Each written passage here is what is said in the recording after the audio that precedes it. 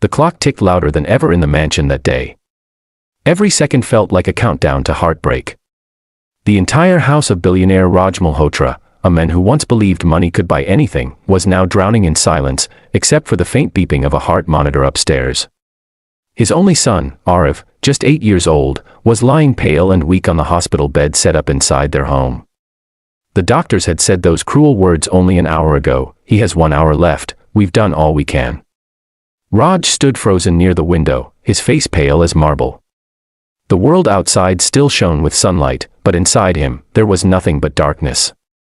For years he had been proud, too proud. His empire stretched across continents, his cars gleamed like gold, and yet, at that moment, all his billions couldn't buy 1 extra hour for his son. Downstairs, the household staff whispered in corners, trying to hide their tears. Among them was Mira, the family's maid. She was young, quiet, and humble, never speaking unless spoken to. But she had a heart larger than the mansion she worked in. She loved Arav like her own little brother.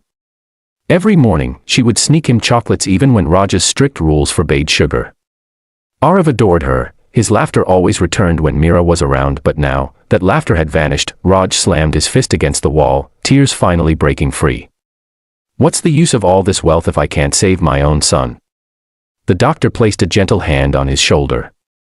Sir, there's nothing more we can do. His organs are failing. He has less than an hour. I suggest you say your goodbyes. Raj's knees gave out, and he fell beside his son's bed, holding his tiny hand. Arav, Papa's here, beta. Please, don't go. Arav blinked weakly, his lips trembling. Papa. I'm not scared. I'll go to the stars, like Mama said. At those words, Raj's heart shattered. His late wife's memory came flooding back, her laughter, her kindness, the way she'd told Arav bedtime stories about angels and stars. She had passed away just 2 years ago, and Arav had never been the same since. As the doctor quietly stepped out, Mira stood hidden near the doorway, tears streaming down her face. She couldn't bear to watch this little boy fade away. But something deep inside her, something stronger than fear, told her this wasn't over yet. She wiped her eyes, ran to the kitchen, and began rummaging through drawers. There has to be a way, please, God, show me something, she whispered. Her hands trembled as she pulled out a small box, something she had kept hidden all along. Inside was a tiny vial of medicine, one that her grandmother, a village healer, had given her years ago. It was an ancient herbal serum used in emergencies, a mixture of life-saving herbs known to restart weak hearts. Mira, another maid, gasped. What are you doing? You can't, don't stop me, Mira said, her voice fierce but trembling. If there's even a 1% chance this could save him, I have to try. She rushed upstairs, where the nurse and doctor had just stepped out to call the ambulance for final arrangements. Raj sat beside his son, eyes swollen with grief. Sir, Mira whispered. Raj turned sharply. What do you want right now? Leave us alone. She bowed her head. Please, sir. I beg you. Let me try something. I can't just stand here and watch him die. Raj stared at her, confused and furious. Try. Are you insane? The best doctors in the world couldn't save him. What could you possibly do? Mira took a step forward, clutching the vial. Maybe nothing. But I can't live knowing I didn't try. Please, let me do this for him.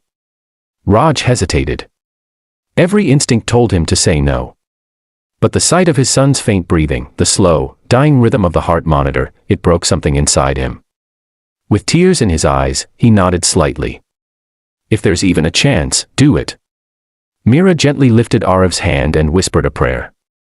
Please, God, not yet. Let this child live. Then she carefully opened the vial and poured a few drops into his mouth. For a moment, nothing happened. The heart monitor continued its steady, dreadful flatline. Raj's hope flickered and began to die again. It's over, he whispered. He's gone. But then, a faint beep, another, then another. Raj's eyes widened. The monitor showed a tiny pulse. Arav's chest moved. His fingers twitched. Doctor. Raj shouted, screaming down the hall. Doctor, come quick. The medical team rushed in. The doctor froze when he saw the monitor. This is impossible, he whispered. His heart, it's beating again. How did this happen? Tears streamed down Mira's face. I don't know, sir, maybe it was God. The doctor examined Arif, his expression shifting from disbelief to awe. He's stabilizing. His body is responding.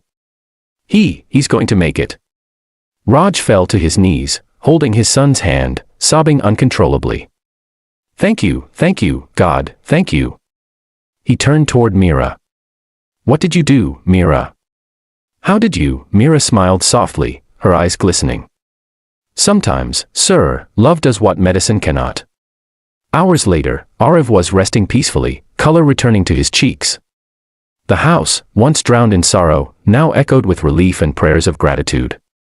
Raj couldn't stop staring at Mira, this quiet, humble woman who had just done the impossible. He called her into his study that evening. Mira, he said softly, I don't have words. You've given me back my son. You've done what billions couldn't. From this day on, you're not just a maid in this house. You're family.